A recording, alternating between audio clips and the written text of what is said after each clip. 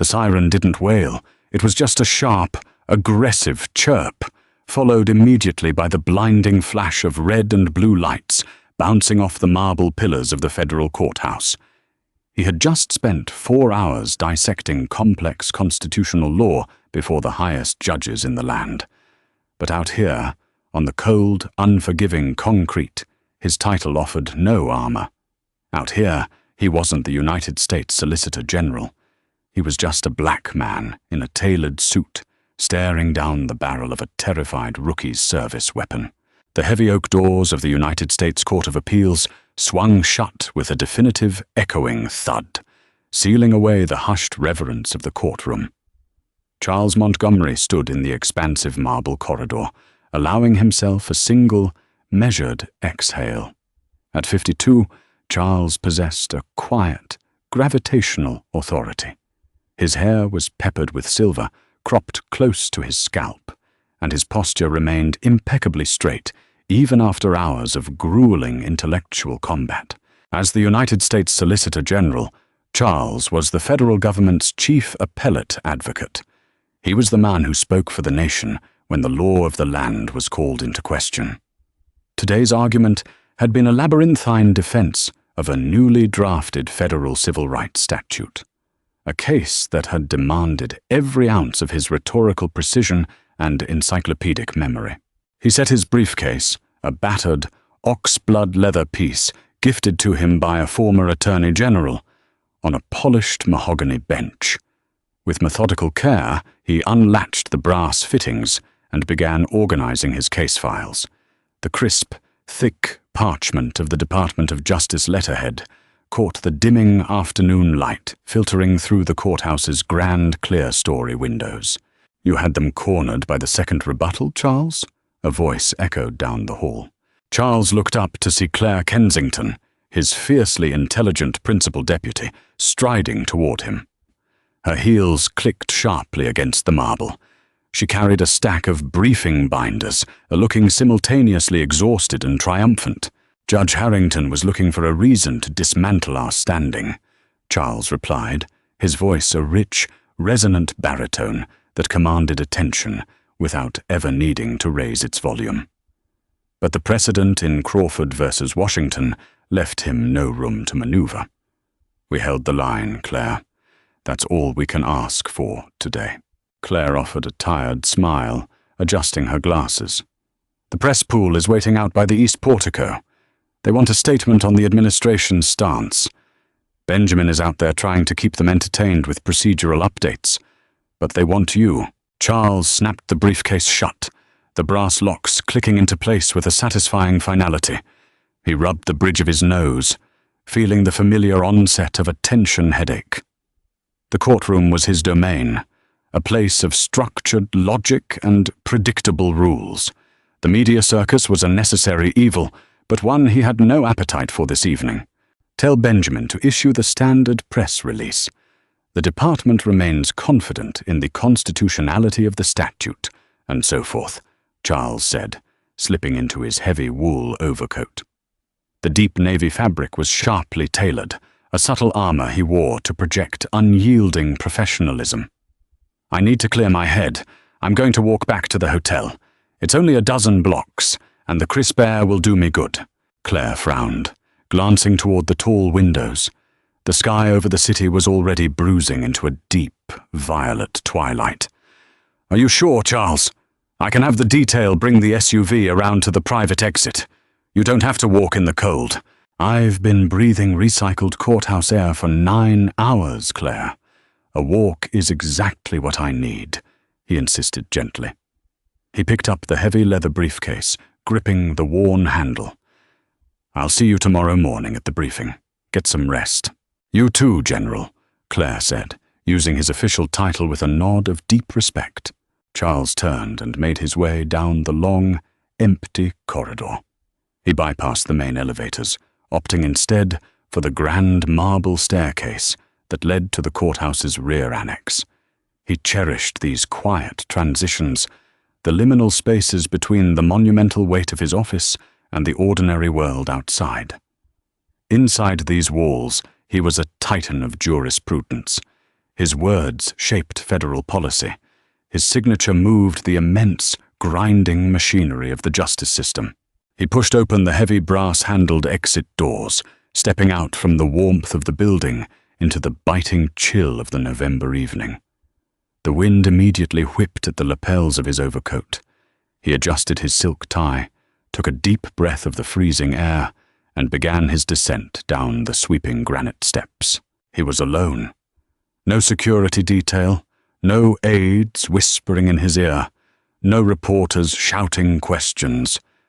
For the first time all day, Charles Montgomery was just a man taking a walk. He had no idea how dangerous that was about to become. The streets surrounding the federal district were starkly beautiful at this hour. Imposing neoclassical architecture loomed on either side, their limestone facades bathed in the warm, amber glow of the street lamps. The sidewalks were mostly deserted, swept clean by the evening wind. The daytime bustling of clerks, lawyers, and lobbyists had long since retreated to warm restaurants and suburban trains. Charles walked with a steady, rhythmic pace. The heavy oxblood briefcase swung slightly at his side, a pendulum counting down the blocks to his hotel. His mind was still partially tethered to the courtroom, replaying Justice Harrington's aggressive line of questioning, analyzing where he could have tightened his counter-arguments. He crossed the intersection at 4th and Elm. The pedestrian signal flashed a stark white command to walk. As he stepped onto the opposite curb, the ambient noise of the city, a distant siren, the hum of tires on cold asphalt, was pierced by the sudden, guttural roar of an engine accelerating too fast for a downtown street. Charles didn't turn immediately. Living in major cities his entire life, he was accustomed to the aggressive driving of urban commuters, but the engine noise didn't fade. It grew louder, aggressively closing the distance behind him. He glanced over his left shoulder. A white and blue city police cruiser was rolling slowly down the street, keeping pace with his strides. It was trailing him, hanging just slightly back in his blind spot. Instantly, Charles felt the familiar, cold tightening in his chest. It was a visceral, conditioned response that no amount of education, no prestigious title, and no bespoke suit could ever fully erase. The Solicitor General of the United States felt his heart rate tick upward, precisely because he knew that in the dim lighting of the street, the officers in that car couldn't see his title. They could only see his silhouette. He kept his gaze forward, refusing to break his stride or alter his posture. "Just a patrol," he told himself. "They are just running a standard patrol." He reached the middle of the block. The street here was shadowed, flanked by a parking structure on one side and a high stone retaining wall on the other. Chirp, chirp. The cruiser's siren let out a sharp, commanding burst. Immediately, the street exploded in a chaotic wash of blinding red and blue strobes. The cruiser lurched forward, angling its heavy front bumper sharply toward the curb, effectively blocking the crosswalk ahead of Charles. The spotlight mounted on the cruiser's A-pillar snapped on, hitting Charles squarely in the face with a beam so intensely white it momentarily blinded him.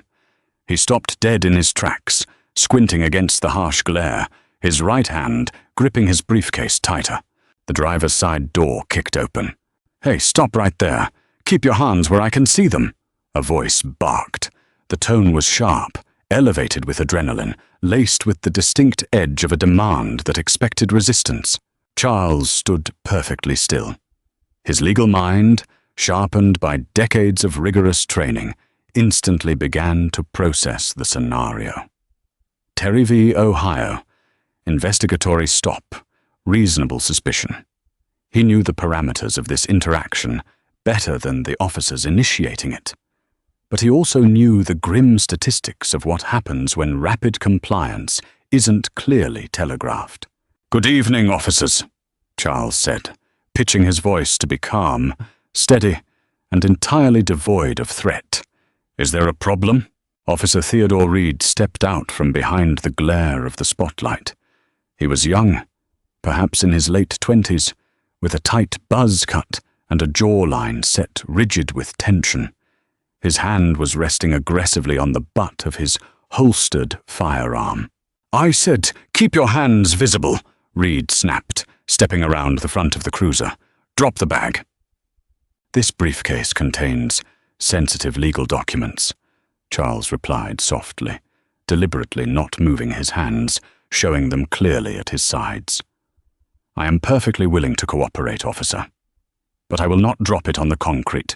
"I'm not asking you, Buddy. Drop the damn bag," Reed shouted, his voice cracking slightly. From the passenger side, a second officer emerged. Officer Kevin Miller was older, heavier, but mirroring his partner's intense posture. He unclipped his radio, his eyes scanning Charles up and down. "We got a call," Miller said, his tone slightly more level but deeply suspicious. "Armed robbery at the pharmacy on 8th Street, 10 minutes ago. Suspect is a tall black male, dark clothing, carrying a dark bag. You fit the description." Charles felt a cold wave of incredulity wash over him. A tall black male in dark clothing. The most dangerously generic description in the history of American law enforcement. He was wearing a $3,000 navy Brioni suit and a tailored cashmere overcoat. He was carrying a monogrammed legal briefcase, not a duffel bag. But under the aggressive glare of the police spotlight, nuances of tailoring and leather quality evaporated.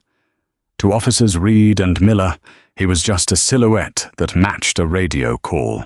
"Officers," Charles said, his voice dropping an octave, projecting the same ironclad authority he used when addressing the Supreme Court. "I understand you are responding to a call, but you are making a profound mistake. I have been in the federal courthouse for the last 9 hours. I am walking to my hotel." "Yeah, everybody's coming from somewhere," Reed sneered, taking 2 steps closer. "Put the bag down, turn around, and interlace your fingers behind your head."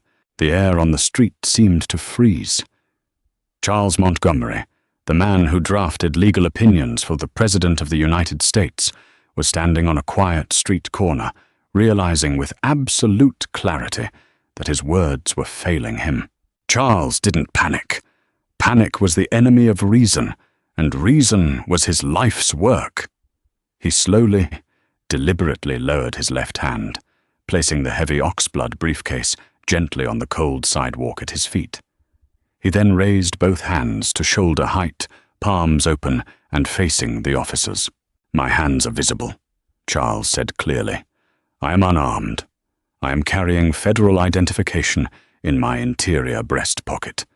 If you allow me to reach for it, you will see exactly who I am, and we can resolve this misunderstanding immediately." Officer Miller stepped forward, pulling a heavy metal flashlight from his belt. "You don't reach for anything. Turn around. Face the wall." "Officer, listen to me carefully," Charles said, his voice tight but perfectly controlled. "My name is Charles Montgomery. I am the United States Solicitor General. I am carrying classified Department of Justice documents in that briefcase.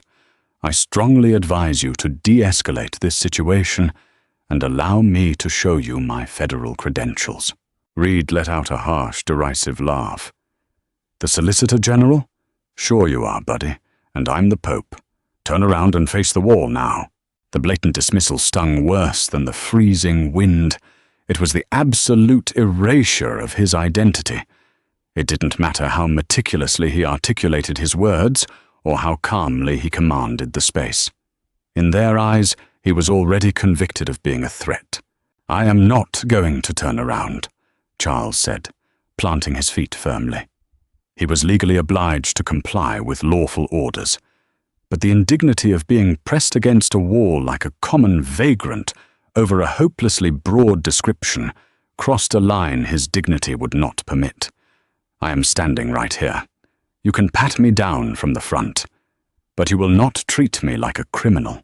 The defiance, however polite, was the spark that ignited the gasoline. "He's refusing a lawful order," Reed shouted. In a fraction of a second, the space between them vanished. Reed lunged forward, grabbing Charles by the lapels of his cashmere overcoat. The physical impact was jarring. Charles was violently spun around, his shoulder slamming hard against the cold steel of the police cruiser's hood.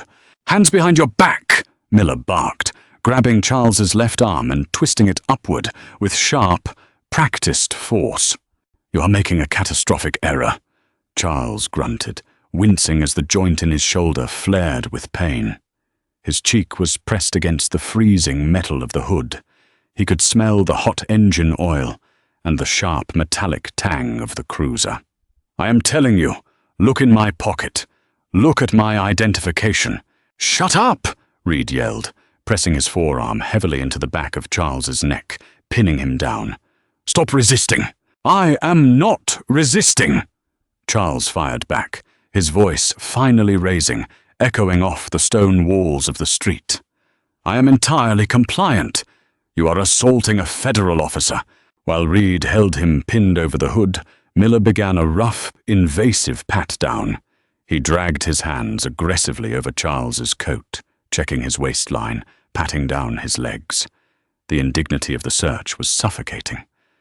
Charles closed his eyes, focusing on the slow, rhythmic beat of his own heart, refusing to give them the reaction they were subconsciously baiting him for. "He's clean," Miller muttered to Reed. "No weapon."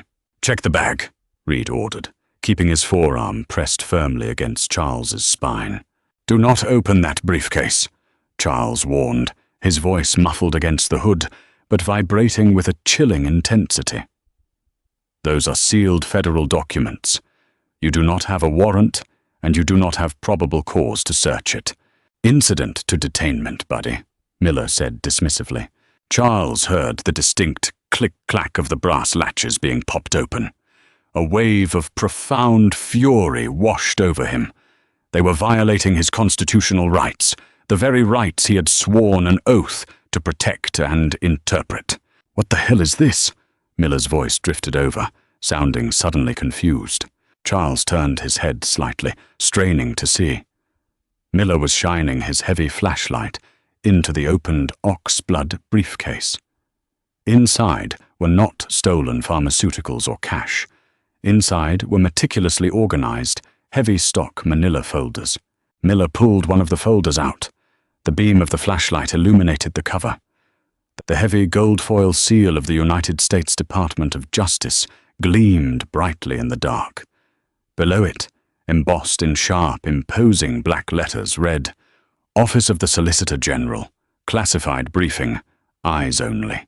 Miller stopped. The aggressive momentum of the stop seemed to hit an invisible brick wall. He stared at the folder, his thumb tracing the gold seal, as if trying to determine if it was a forgery. "Hey, Reed," Miller said, his voice suddenly stripped of its bravado, replaced by a thin edge of hesitation. "What? Did you find something?" Reed asked, still leaning his weight onto Charles's back. "Just hold on a second," Miller muttered. He reached into the front pocket of Charles's overcoat, patting it. Finding nothing, he reached inside the breast pocket of the suit jacket. Charles felt the officer's hand slip into his jacket and pull out his leather wallet. Miller flipped it open. Inside, behind a clear plastic window, was Charles's federal identification card. It featured his photograph, the DOJ seal, and the unmistakable, bold print declaring his rank as the fourth highest ranking official in the United States Department of Justice. Miller looked from the ID card in his hand, down to the DOJ briefing files in the briefcase, and finally to the man currently pinned against the hood of their police cruiser. The street suddenly felt very, very quiet. The flashing red and blue lights continued to bounce off the stone walls, but the frantic energy of the scene had evaporated into a chilling, absolute stillness. Miller swallowed hard, the sound audible in the quiet street. He looked at his partner. "Reed," Miller whispered, his face draining of color. "Get off him. Get off him right now." "Reed," Miller repeated, his voice cracking, a frantic urgency bleeding into the syllable. He physically grabbed his younger partner's shoulder and yanked him backward. "I said step away from him. Now, Officer Theodore Reed stumbled back, blinking in confusion, his hand instinctively dropping back to the grip of his sidearm. "What is your problem, Kevin? He's refusing a lawful order. He's a suspect." "Shut your mouth, Tommy," Miller hissed, his face pale under the strobing red and blue lights. He held up the leather wallet, the federal ID card catching the harsh glare of the cruiser's spotlight. "Look at this. Look at what you just did." Reed narrowed his eyes, squinting at the credentials. The bold font of the Department of Justice, the gold seal, the title. Solicitor General of the United States. The comprehension hit the young officer like a physical blow. The aggressive, adrenaline-fueled tension instantly drained from his posture, replaced by a hollow, sickening realization. He took another step back, suddenly looking very small inside his tactical vest. Charles Montgomery did not move immediately. He remained leaning against the hood of the cruiser, drawing in a long, slow breath of the freezing November air. His shoulder throbbed with a dull, hot ache where Reed had wrenched it. He carefully pushed himself off the cold steel, standing to his full, imposing height. He didn't rub his shoulder. He didn't brush the dust off his $3,000 Brioni suit. He simply extended his right hand toward Officer Miller. "My credentials, officer," Charles demanded, his voice dropping into a register that was eerily calm, possessing the quiet, devastating power of an approaching storm. Miller scrambled forward, his hands practically shaking as he handed the wallet back. "Sir." "Mr. Montgomery." "Sir, Do not speak," Charles interrupted, slicing through Miller's stammering apology with surgical precision. Charles placed the wallet back into his interior breast pocket. He then turned his attention to his briefcase, sitting open on the cold concrete. He knelt, picking up the heavy manila folder Miller had extracted. He examined the gold foil seal. The clasp had been bent, the confidential tab broken. When Charles stood back up, the temperature on the street seemed to drop another 10 degrees. He looked directly at Reed, his dark eyes locking onto the rookie's pale face. "Officer Reed, is it?" Charles asked, reading the silver nameplate on the man's chest. "Are you aware of what this document is?" Reed swallowed hard, unable to meet Charles's gaze. "No, sir. This is a classified briefing prepared for Attorney General Merrick Garland," Charles said, his voice ringing with absolute clarity against the stone walls of the street. "It details federal strategies regarding appellate litigation that affects national security. By opening this briefcase without a warrant, without probable cause, and without my consent, you have not only violated my Fourth Amendment rights, but you have illegally accessed restricted federal intelligence." "We had a description," Reed muttered defensively, though the fight had completely left his voice. "Armed robbery. Tall black male. Dark coat." Charles took a step forward, closing the distance between them. The physical dominance Reed had exerted mere minutes ago was completely inverted. Charles commanded the space, not with a badge or a gun, but with the sheer, undeniable weight of his intellect and his office. A generic physical description is not a blank check to suspend the United States Constitution, Charles stated, his tone dripping with a clinical, terrifying disappointment. In Florida v. J.L., the Supreme Court ruled that an anonymous tip lacking moderate indicia of reliability does not justify a stop and frisk. You had no specific, articulable facts that I was engaged in criminal activity. I was walking down a well-lit street, carrying a legal briefcase at a normal pace. Miller wiped a bead of cold sweat from his forehead. "Sir, we were just trying to secure the area. It was a mistake, a massive mistake. We'll let you go, right now. No harm, no foul." "No harm?" Charles echoed softly, the words hanging in the air. He looked at Miller. Then he looked at the flashing lights of the cruiser, illuminating the empty street.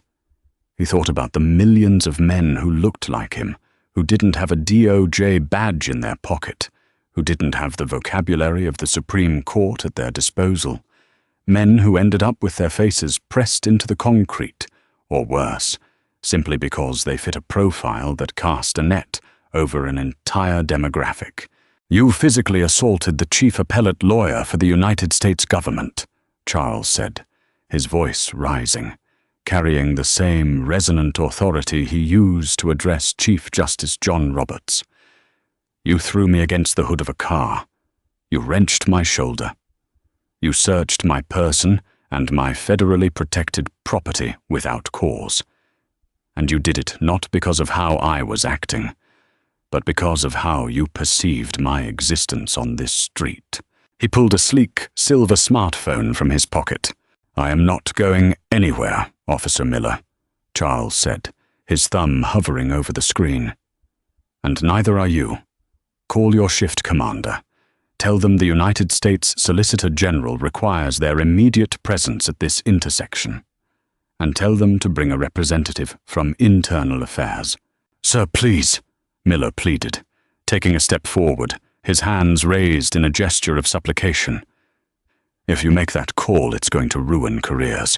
It was a stressful call, an armed suspect. We just reacted." "You reacted to a phantom?"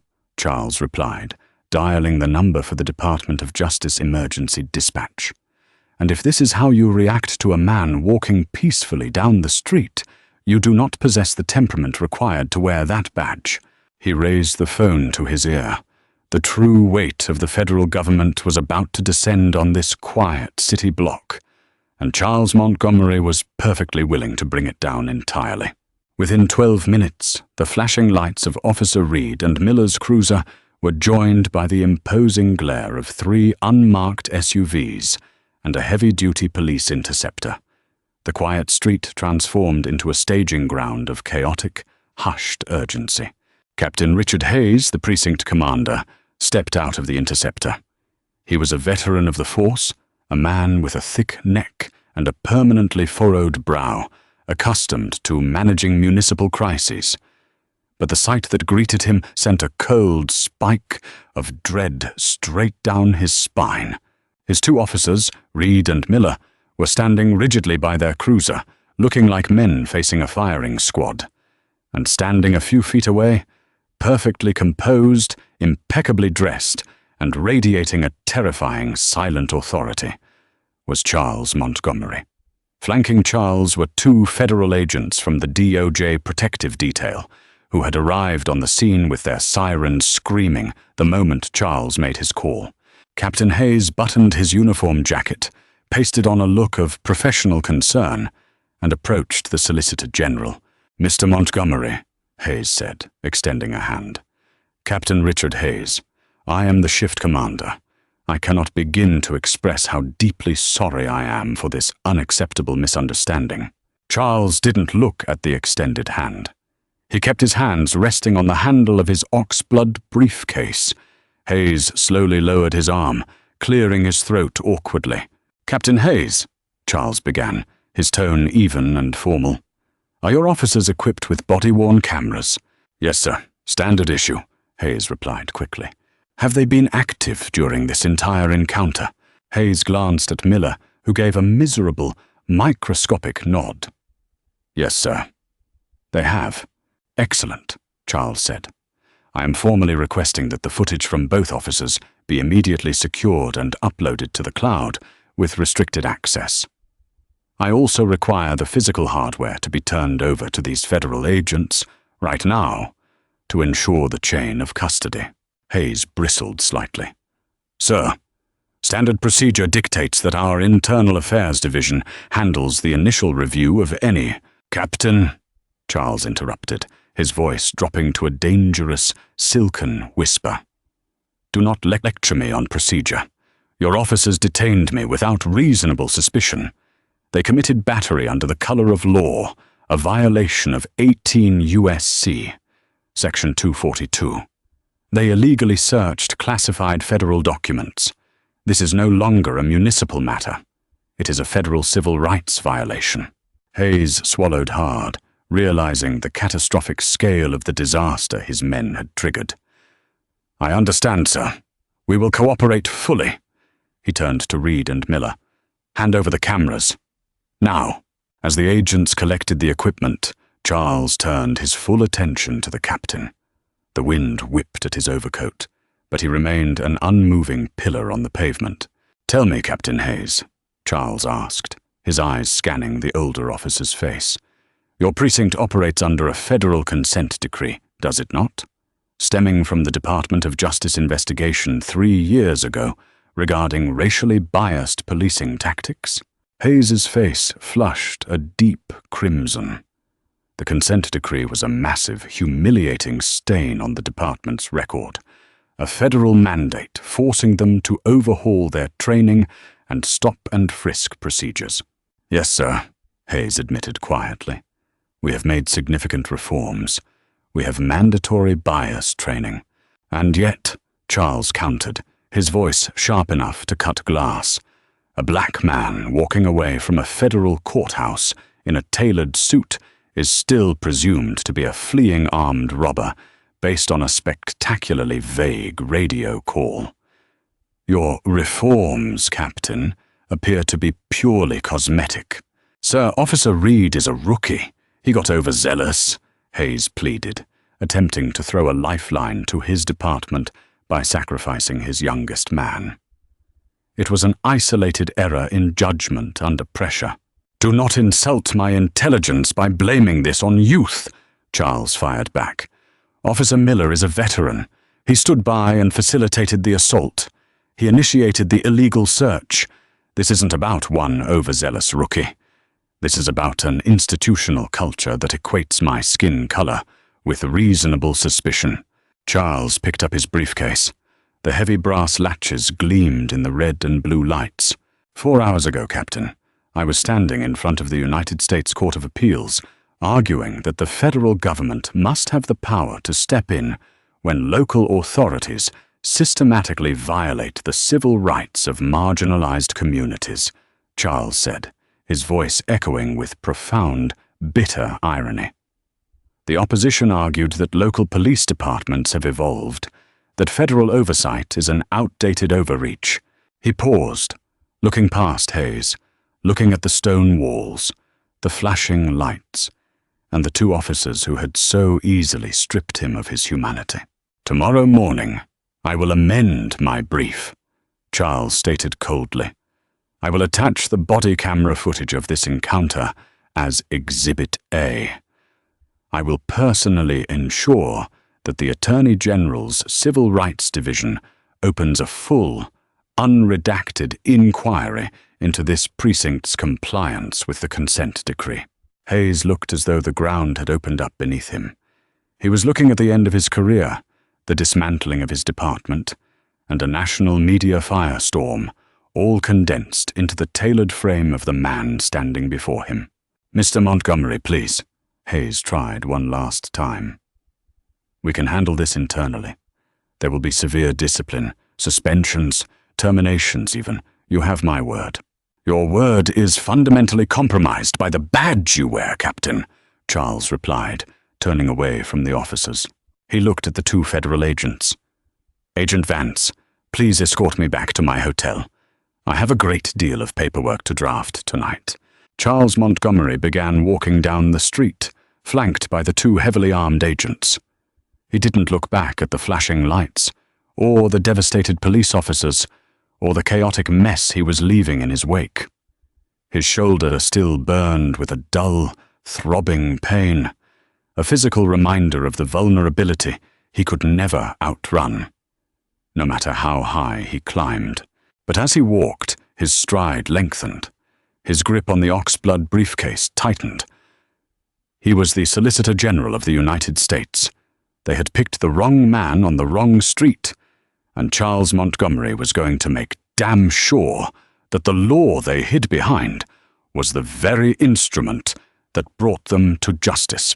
The penthouse suite of the Four Seasons was a masterclass in understated luxury, a sprawling expanse of rich mahogany, muted gold accents, and floor-to-ceiling windows overlooking the glittering, indifferent skyline of the city. Charles Montgomery stood by the glass, looking out at the sprawling grid of streetlights. In his right hand, he held a tumbler of Kentucky bourbon, neat. His left arm was in a sling, fashioned from a hotel towel, an ice pack pressed firmly against the searing ache in his rotator cuff. The adrenaline that had sustained him on the pavement had long since metabolized, leaving behind a profound, bone-deep exhaustion. Yet his mind was racing, operating with the terrifying, cold precision that had made him the most feared appellate lawyer in Washington. The door to the suite clicked open. Claire Kensington strode in, followed closely by Benjamin, the Department of Justice's sharp-elbowed Director of Communications. Both of them looked as though they hadn't slept in a week. Claire carried a thick stack of printed emails, while Benjamin was glued to 2 different smartphones. "The FBI field office has taken custody of the physical body cameras, General," Claire said, dropping the files onto the massive glass dining table. "Agent Brooks personally oversaw the transfer. The footage has been uploaded to the DOJ secure server in Quantico. I just finished watching it." Claire paused, her professional veneer cracking for a fraction of a second. She looked at Charles, her eyes betraying a deep, visceral anger. "It is sickening, Charles. The way they spoke to you, the physical violence. It's indefensible. Indefensible in a court of law, perhaps," Charles replied, taking a slow sip of the bourbon. "But we do not just litigate in courts, Claire. We litigate in the court of public opinion. And out there, the police have a very different set of rules." Benjamin looked up from his phones, his expression grim. "You're right about that, sir. We have a problem. A rapidly escalating problem." Charles turned away from the window, walking over to the table. "Explain." "Captain Hayes might be terrified, but the local police union isn't," Benjamin said, swiping a screen and placing a phone on the table. "Frank Higgins, the president of the local police benevolent association, got wind of the incident. He knows his guys stepped on a landmine, so he's trying to preemptively detonate it. He just leaked a preliminary incident report to a friendly contact at the Daily Herald. They are preparing to publish an exclusive online article at 6 a.m. tomorrow." Charles set his glass down. "What is the narrative?" "They are spinning it as a routine investigatory stop of a hostile, uncooperative suspect who matched the description of an armed felon." Benjamin read from his screen. "Higgins is quoted anonymously, saying that you refused to identify yourself, that you were belligerent, and that you attempted to use your political status to intimidate working-class officers who are just trying to keep the streets safe. They are painting you as the elitist aggressor, and Reed and Miller as the victims of a bureaucratic witch hunt." Claire slammed her hand onto the table. "That is an absolute fabrication. The body cam footage proves he's lying through his teeth." "Of course he is lying," Charles said softly, his voice devoid of shock. "It is a standard tactical maneuver. Muddy the waters before the truth can get its boots on. If they establish the narrative that I was combative, it turns an egregious civil rights violation into a messy, he said, political debate. Half the country will blindly take the side of the badge, regardless of the facts." "So what do we do?" Benjamin asked, his thumbs hovering over his keyboard. "I can draft a statement, threaten the Herald with a defamation suit if they publish." "No," Charles said. "We do not threaten. We do not play defense. We are the Department of Justice." Charles walked over to his oxblood briefcase, which was sitting on a side table. The brass clasp was still bent from Officer Miller's clumsy, illegal search. He traced the broken metal with his thumb, feeling a cold, righteous fury crystallize in his chest. "Get me Attorney General Garland on the secure line," Charles ordered. Within 90 seconds, the encrypted phone on the desk chimed. Charles picked up the receiver, pressing a button to put it on speaker so Claire and Benjamin could hear. "Merrick," Charles said. "Charles." The Attorney General's voice came through, sounding grave and tired. I was just briefed by the FBI director. I've seen the footage. Are you injured? A strained shoulder. Nothing that requires hospitalization. But the indignity requires a response, Charles replied. The local PBA is attempting to leak a fabricated narrative to the press tomorrow morning. They want to turn this into a political circus. I am officially opening a Civil Rights Division probe into the precinct tomorrow morning, Garland stated. I am sending a team of civil rights prosecutors from Washington on the first flight out. That is the appropriate administrative response, Merrick, and I thank you, Charles said. But it is not enough. This cannot just be a quiet investigation that ends in a fine and a slap on the wrist 3 years from now. Tomorrow, I return to the Court of Appeals to finalize my arguments defending the new federal civil rights statute, the very statute that empowers us to hold rogue departments accountable. What are you proposing, Charles? Garland asked, knowing full well that when his Solicitor General used that tone, legal history was about to be made. I am going to amend my brief, Charles said, his eyes locking onto Claire.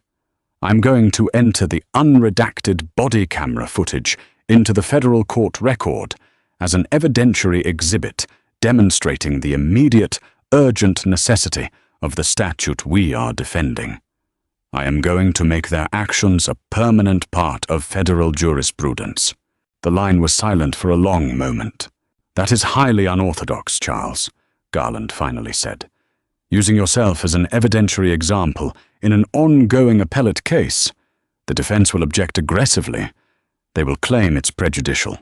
Let them object, Charles countered, his voice ringing with absolute certainty.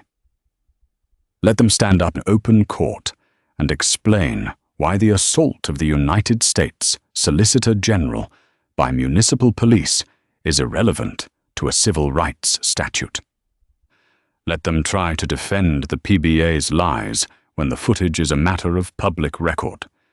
If we hide this behind closed doors, Merrick, we are complicit in the system that protects them. Garland let out a heavy sigh. The media fallout will be apocalyptic. It will dominate the news cycle for months. Then let it burn, Charles said.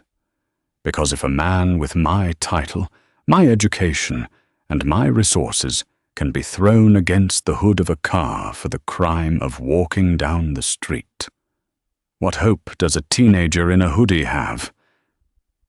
We have to make an example of them, a very public, very devastating example. Do it, Garland said, his voice hardening with resolve. Draft the amendment. The full weight of the department is behind you, Charles. Tear them apart. The line clicked dead. Charles looked at his team. Claire, I need a supplemental brief drafted by 5 Ursas AM. We are citing 18 U.S.C. Section 242, deprivation of rights under color of law, and we are tying it directly to the immediate necessity of federal oversight. Benjamin, I want the unedited body camera footage prepared for release.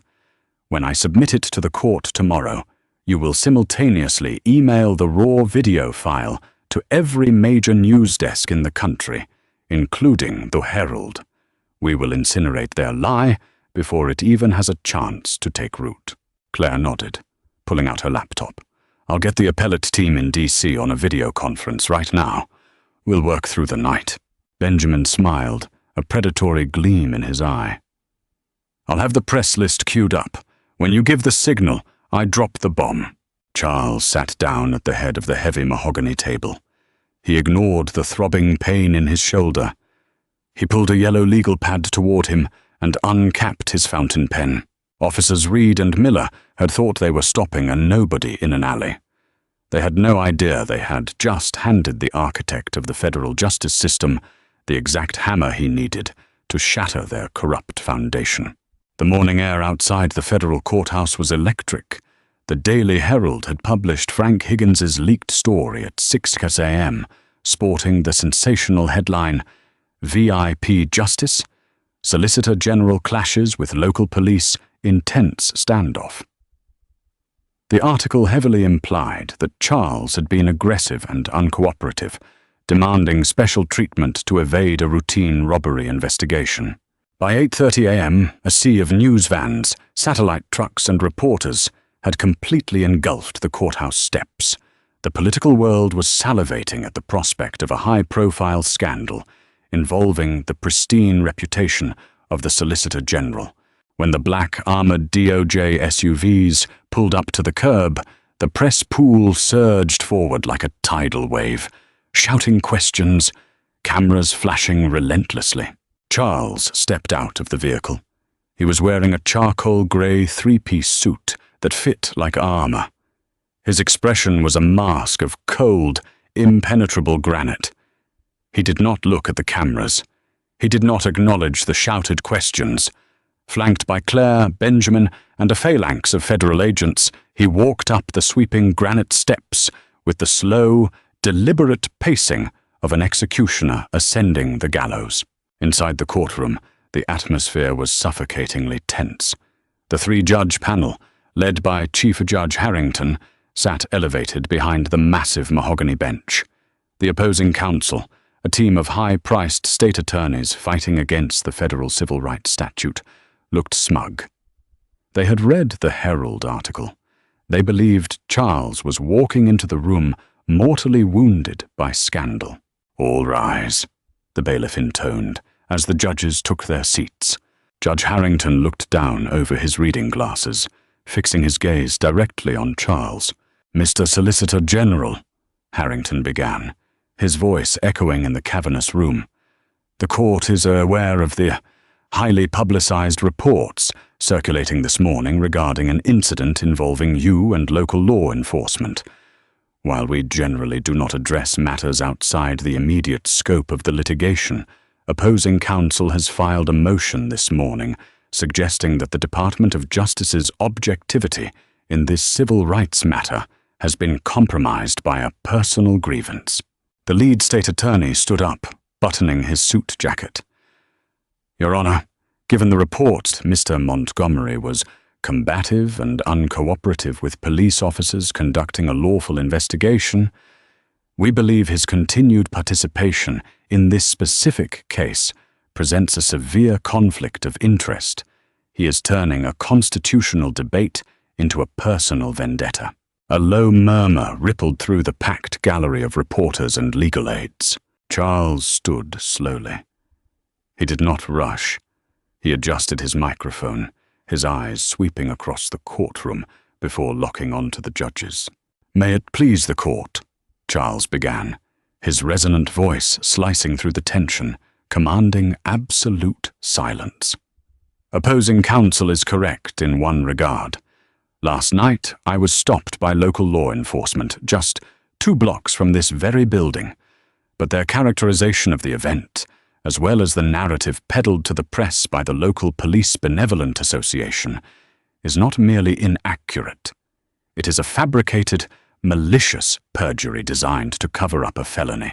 He signaled to Claire, who stood and approached the clerk, handing over a thick stack of freshly bound legal filings and a secure, encrypted flash drive.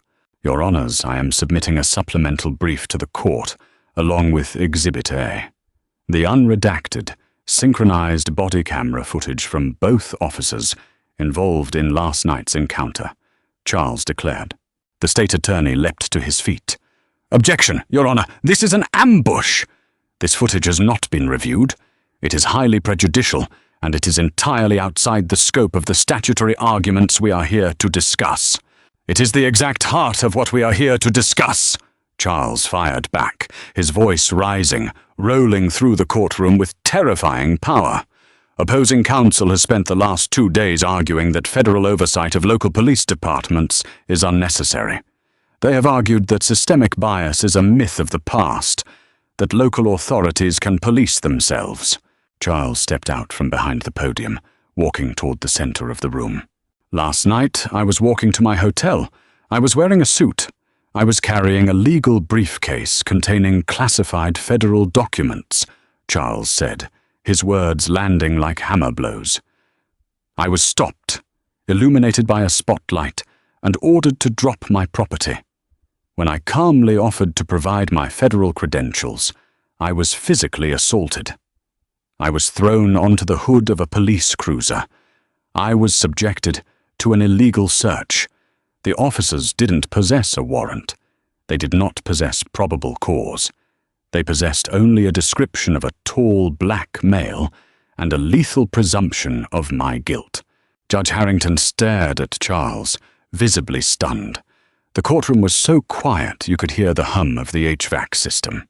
If the United States Solicitor General cannot walk 2 blocks from a federal courthouse without being violently stripped of his Fourth Amendment rights, Charles said, his voice dropping to a harsh, piercing whisper, then the constitutional protections we debate in this room are nothing but theoretical illusions for the marginalized citizens of this country.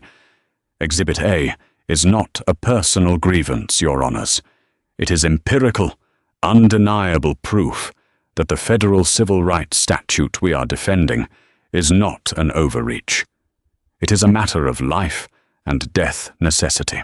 Charles turned slightly, looking back at Benjamin, who was sitting in the first row of the gallery. Charles gave a nearly imperceptible nod. Benjamin tapped a single key on his laptop.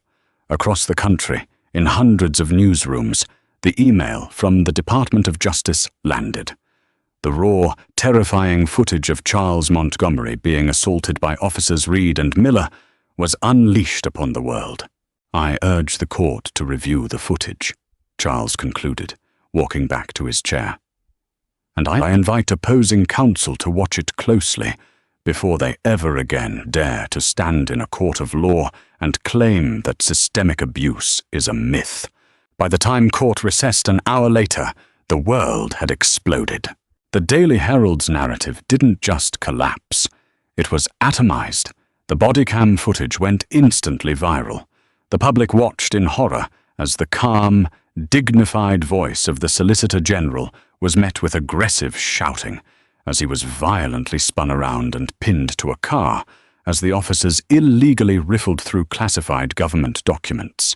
Frank Higgins, the PBA president who had leaked the false story, was cornered by reporters outside his office. He stuttered, sweating profusely, completely unable to explain the chasm between his lies and the undeniable video evidence. Within 3 hours, the mayor held an emergency press conference announcing the immediate suspension and pending termination of officers Reed and Miller, and the forced resignation of Captain Hayes. Attorney General Merrick Garland appeared on national television, formally announcing a devastating wall-to-wall federal probe into the city's police department, promising federal indictments for civil rights violations. The state attorneys who had argued against Charles quietly withdrew their motion.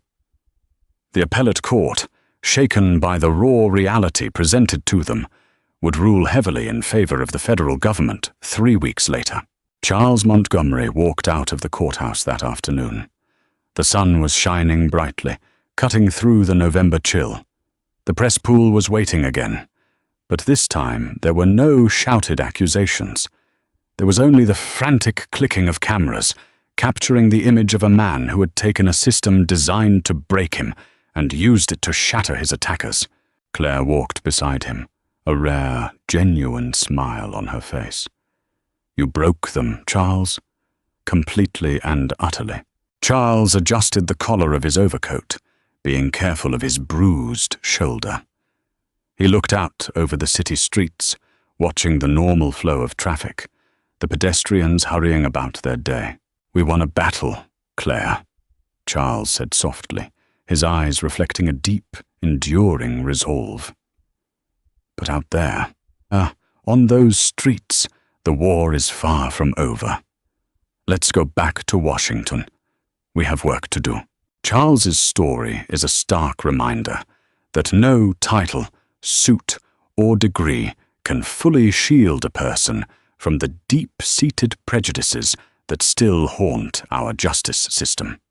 He used his immense power to expose a corrupt narrative, turning a personal trauma into a monumental victory for civil rights, proving that true justice must be fought for, relentlessly and loudly.